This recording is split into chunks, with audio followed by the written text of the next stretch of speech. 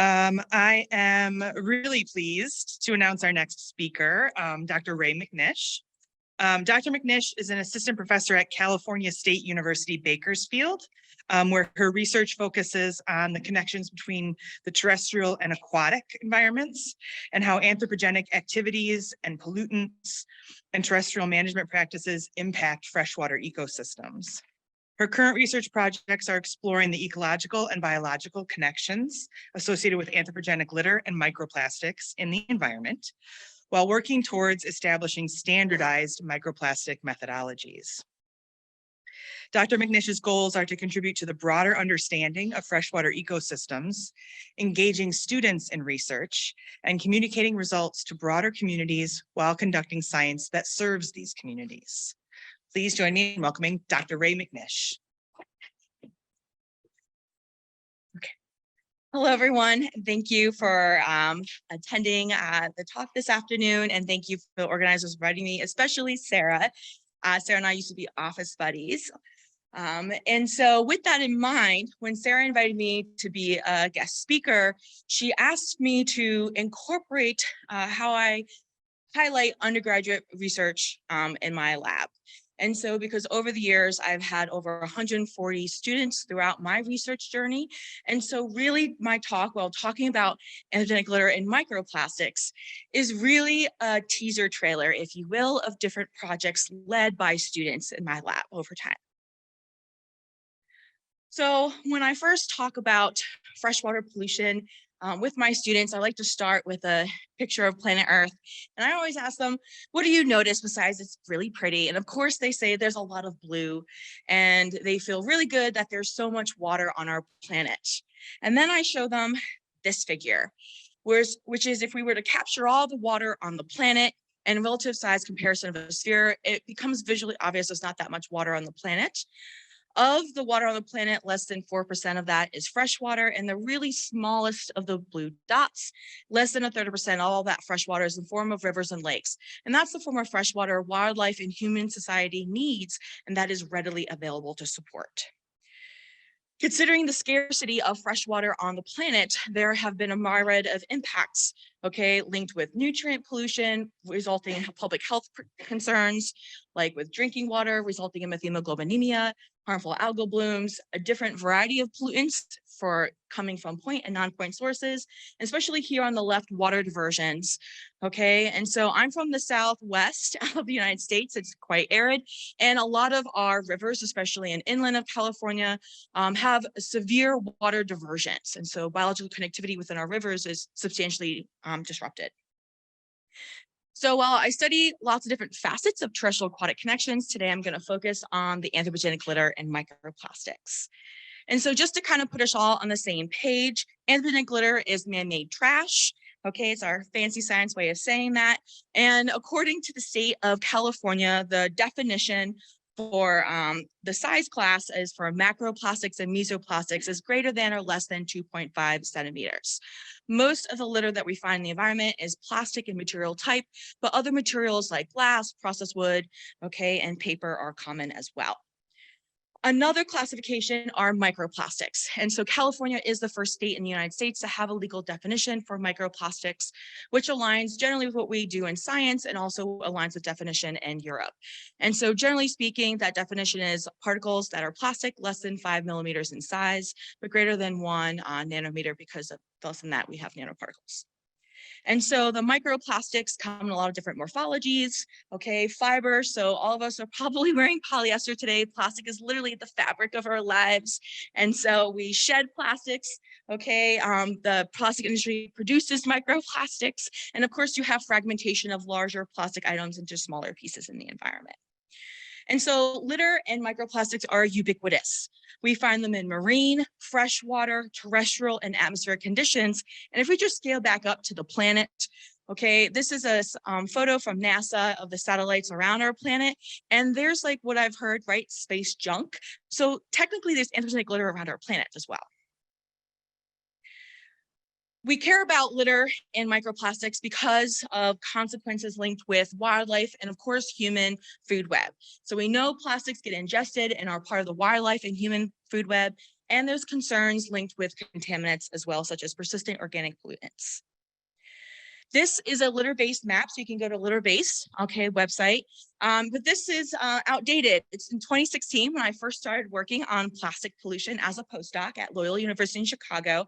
And something that you might notice is that a lot of the dots here, which represents plastic studies with interactions with organisms, are in the marine or coastal environments with very few studies in inland. And so you can see the Great Lakes, the purple dot, that's Loyola University Chicago. I'm pretty sure that dot is right there, right, John?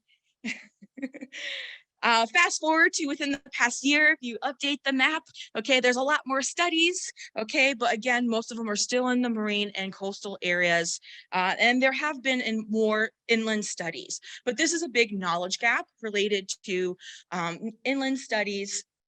And a lot of the historical research has focused on where and how much is the plastic, and not really focusing on ecological context, except for in the more recent years. And so if you go into literature, there are these studies, as pointed out in the previous slide, for plastic interactions with microbes, terrestrial and aquatic biota. However, again, we have to make sure we're examining these and conducting research through the lens of ecosystem connections. And in a landscape, you have a variety of habitat types, so fragmented forests, rivers, urban, agriculture. And these systems are all impacting one another, and mediating and also sharing resources like ecosystem subsidies. So natural materials like nutrients and organic matter that go from terrestrial to aquatic, aquatic to terrestrial, urban, to agland, and vice versa, for example.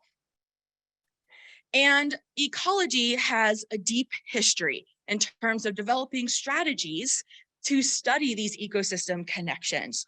And so while working as a graduate student, for example, I'm a freshwater ecologist, and so I'm studying organisms and communities, different habitats and connections with nutrient cycling, and scaling up to your landscape level and atmospheric conditions for different levels of ecological study.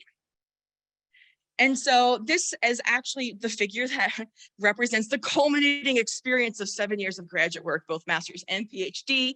I was at University of Dayton, Ohio. The picture in the middle is a picture of the invasive shrub, Linnaeus commonly called Amur honeysuckle. And I basically conducted the research on the impacts of this plant on freshwaters.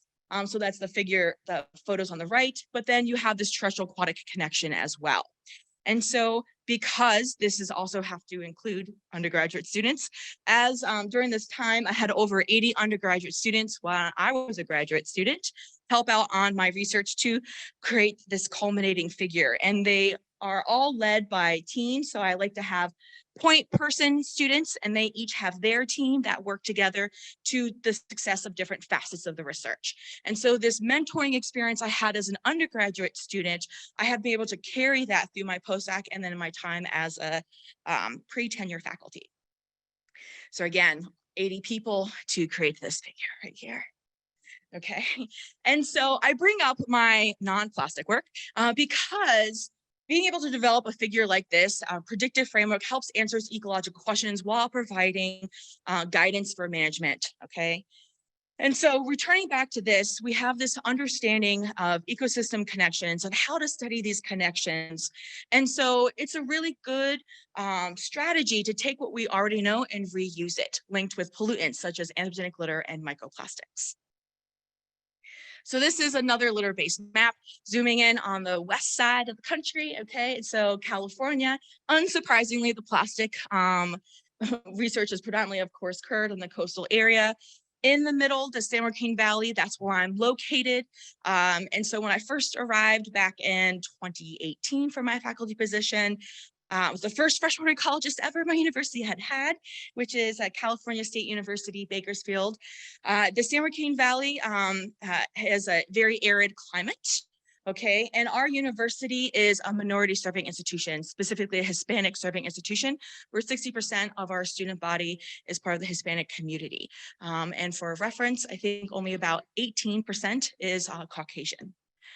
And so Our student body is unique compared to where I did my undergrad and my graduate and postdoc experience, in that a lot of these students are first generation American.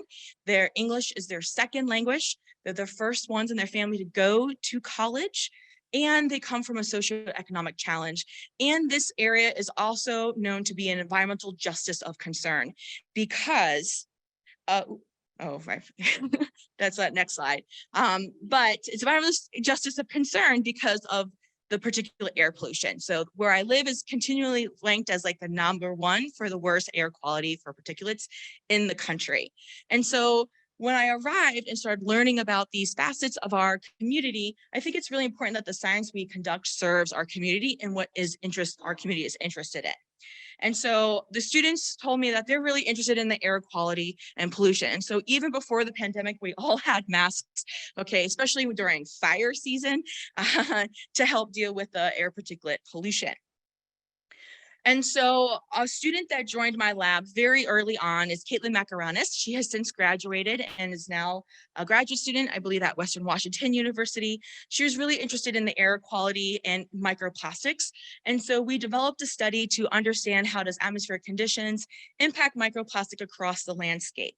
So again, remember, teaser trailers of projects, okay?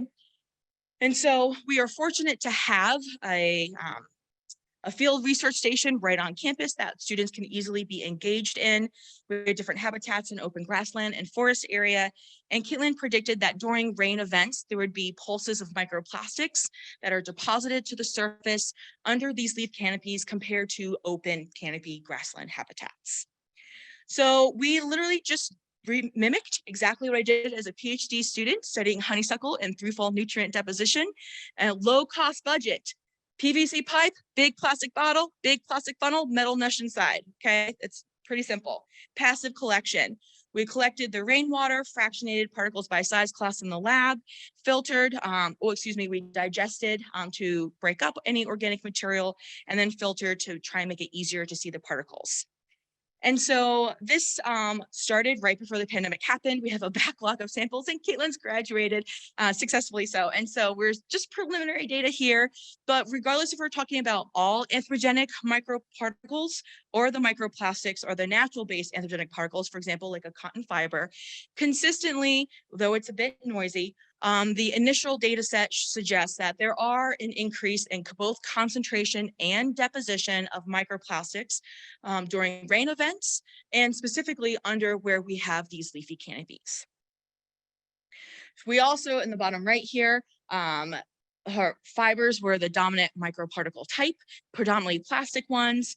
And so her research suggests that there could be these pulses of microplastics when it rains, regardless we're talking about deposition to soils or potentially where you have headwater streams and overarching riparian vegetation. While conducting this study, another student joined my lab from my postdoc area at Loyola. Her name is Amy Fetters. And this is a picture of the river in town, which sometimes has water in it, like now because of all the flooding rains. And there was a bunch of trash in the riparian area and in the river as well. And then Amy also noticed all the debris dams that built up in certain sections of the river. And so historically, debris dams are composed of natural anthropogenic subsidies, not anthropogenic, natural ecosystem subsidies, like coarse woody debris. But modern times, we see a lot of anthropogenic litter that has become part of the architectural structure of these debris dams, okay? And so a question that Amy asked, well, how do these road bridges, anthropogenic structures, impact the litter distribution within the river and the, quote, community composition? And so we identified a field site, the Mohawk Bridge, collected litter in transects above and below the bridge, and under the bridge at the piers, the structural columns that support the bridge, we had debris dam and non-debris dam paired areas, okay, where we collected all of the litter.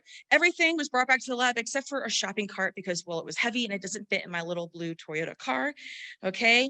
And so everything was brought to the lab, cleaned, dried, measured, categorized by material type and perceived function. And this is Amy here working very hard in the lab. She has since defended her master's and now works full-time as an environmental consultant. For microplastics were collected at the same locations the litter was, very similar sample processing, but because these were benthic sediments, we had to do a density separation to remove the microplastics as much as we could from the sediments. And then also we use a rose bangle dye, which again, if you're a low cost budget lab like my lab, rose bangle is a great way to differentiate organic material from non-organics like plastics. And so her results demonstrate that anthropogenic litter density was the greatest in the DD, the debris dam habitat, compared to all other habitats. Okay, and blue, which represents plastic, was the most common material type. And interestingly, above and downstream habitats had greater diversity of material types compared to under the bridge habitats. Regardless if we're talking about all anthropogenic litter or focusing on just plastic, the inferred purpose was mainly food products or food containers. We had a bunch of unknown because this was just being fragments that were too small to kind of infer what their intended function was. Because we are ecologists and we're interested in using tools where to use in ecology, we conducted a community level analysis using non-metric multi-dimensional scaling. So if you're not familiar, 1 point represents the whole sample, one whole debris dam community. And so if you're familiar with NMDS, instead of doing based off of taxonomy like genus and species, it's material type and function. And so we had very beautiful separation across our habitats, which is supported by the permutation analysis. And we did an indicator species analysis to follow up. And that let us know that, for example, metal cans were indicative litter of upstream habitats, processed wood was indicative of downstream habitats, and debris dams, plastic, lightweight, flexible plastic items were indicative of debris dams, which wasn't surprising considering that these plastic bags, for example, could maybe easily wrap around the architectural structure of your debris dams. But maybe a metal can is being carried by the current and might bounce off that debris dam and maybe be transported further downstream, potentially. We have one slide for microplastic, but we did see an increase in the debris dams compared to downstream. And this suggests that maybe debris dams are capturing microplastics, or maybe microplastics are being created in the debris dams, thereby reducing immediate downstream transport and availability of microplastics. And so when we go into the literature, there is previous literature that already shows that natural aquatic vegetation serves as accumulation zones for anthropogenic litter in the environment.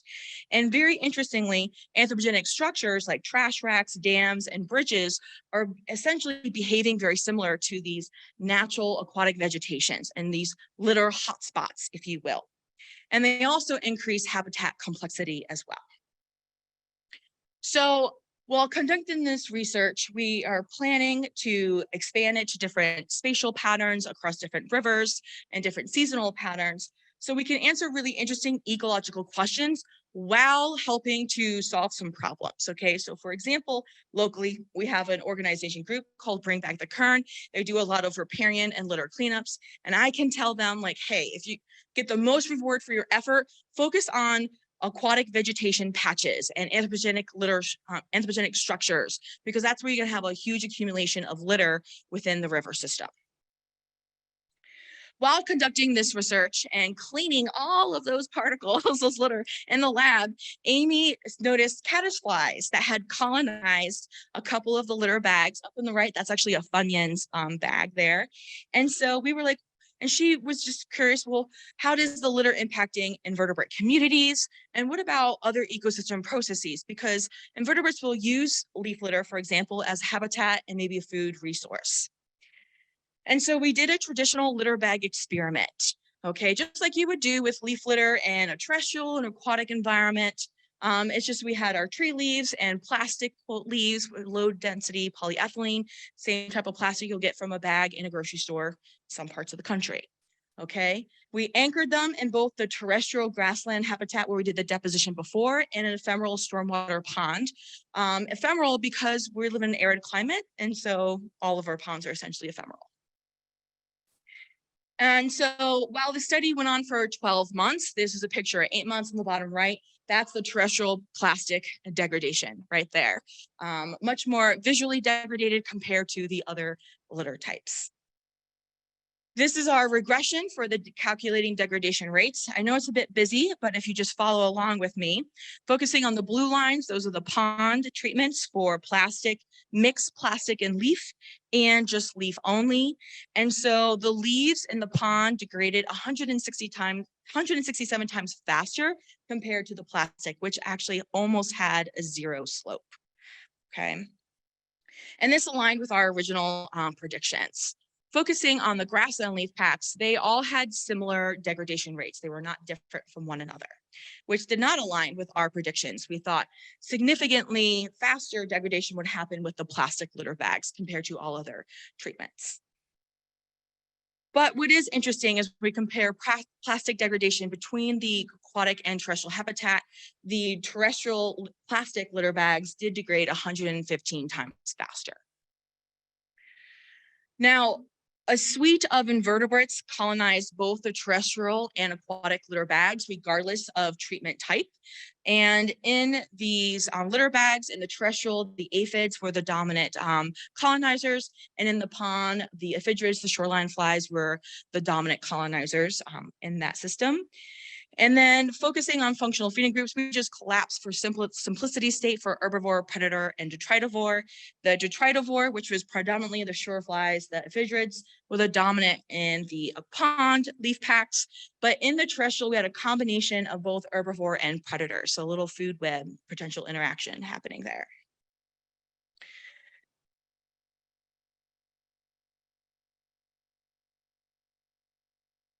Lines with other studies that have reported something similar in the literature as well.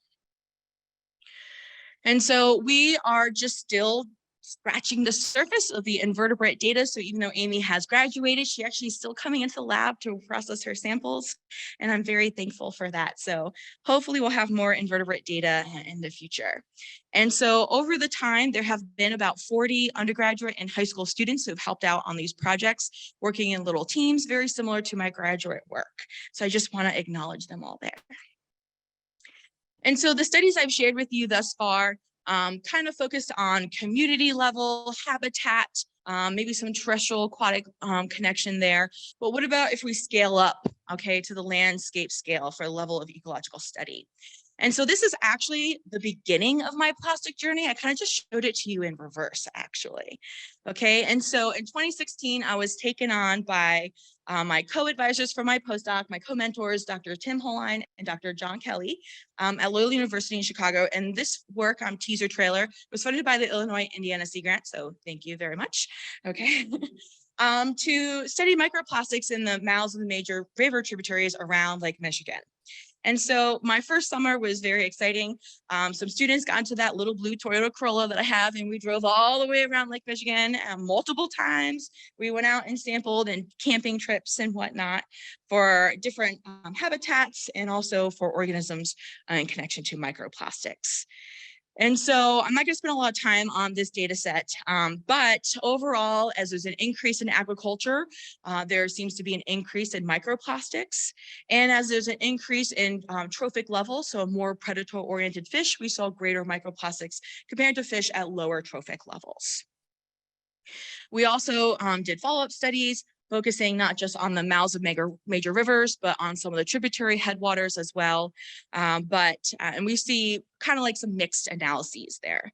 And for those of you who are in academia or familiar with academia in the pre-tenure area, okay, you know that data like this is not going to count towards your tenure requirement. And so how I can involve students in my previous work was I brought samples with me, and they can help get that going while I work on other studies that do count towards the tenure publication requirement. And I have students that are only interested in statistics and data analysis. And so I've put them on this, and they are starting to help to analyze the data. As I've learned new statistics, they are learning new statistics as well. Now, during that time as a postdoc, we had a hypothesis potentially that the abundance of microplastic in the river habitat would maybe be reflected in the abundance of these fish species that we sampled. but this was definitely not the case. And I was a bit disappointed about that, to be honest, because I really thought maybe it was going to happen. And I thought, well, maybe there's just so much microplastic out there. The environment's just saturated, right? But what if we can go back in time, like the Doctor Who, the House of TARDIS, go back in time, and as plastic was like entering the environment, maybe there was a signal between the organisms and what was in the environment.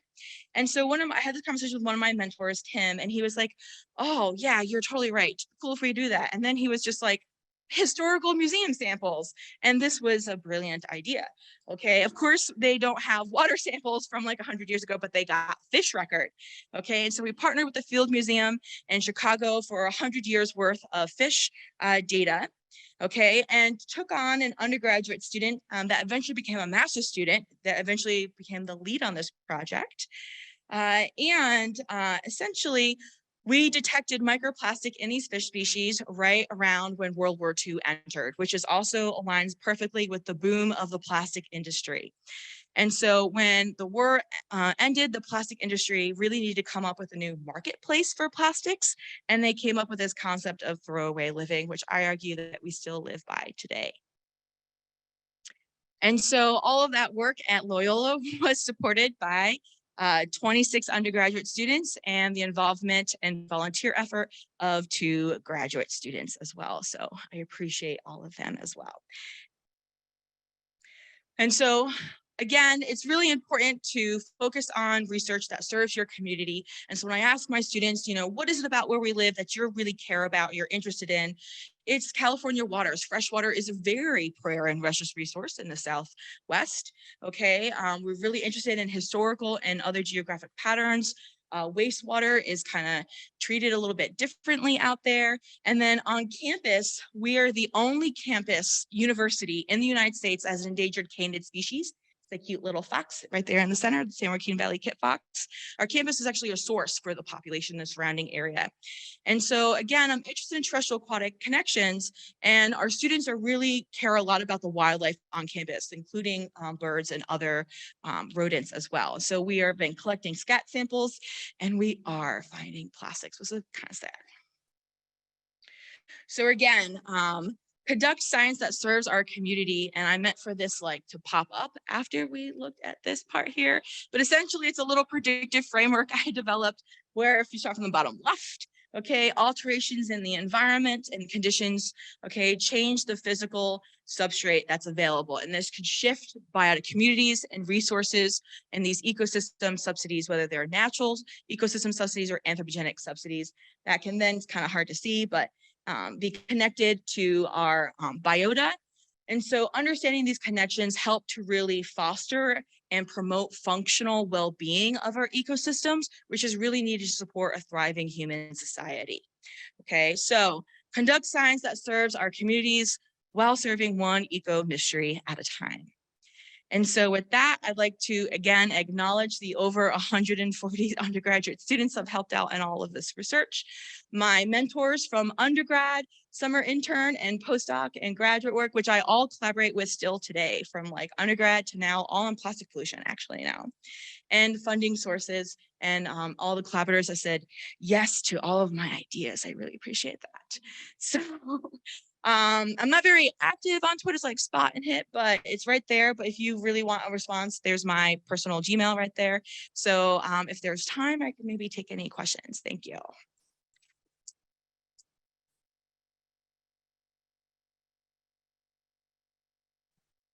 Oh, yeah. Okay.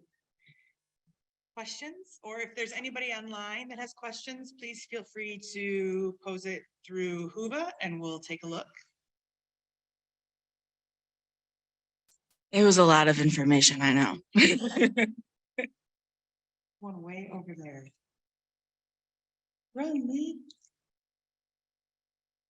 I'll see. It's more for me than it is. This may not be a quick response, but you had so much data about how everything's related, and you talked about using that to inform management practices. How do you communicate your results and your finding to those stakeholders and managers? Yeah, this is a good question. And so it's really important to start, I think, from the community level up. And so I've been working to build relationships with different environmental activist groups like Bring Back the Kern, our local Sierra Club, because they have those connections to our local politicians and councils. And so talking through them and presenting data to those groups has been really important. But I also collaborate with a research center in California, SCWRP, Southern California Coastal Water Research Project Authority, so SCWRP for short. And that agency, that institution is linked with, I think, about 15 of the California state environmental agencies. It's kind of like a shared governance sort of thing. And the goal of that group, of that institution, is to take our science and help meaningfully communicate it to our representatives and also to the government agencies. So I've been also partnering with them as well, because they have this existing funnel that's been really helpful for that. So kind of trying to take a local and a big guy two-prong approach. So that's the fastest way I can answer that question.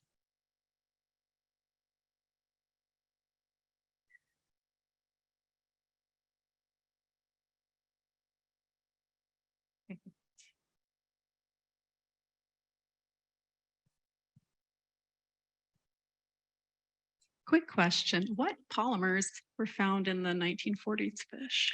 Oh, we can actually, I think there's a secret slide.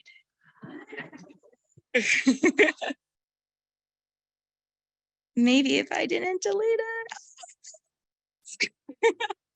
So I know it's like small, okay. So polyethylene terephthalate, acrylic, cellulose, polyacrylamide, polyacrylamide, and anthropogenic unknown. Those were the common ones.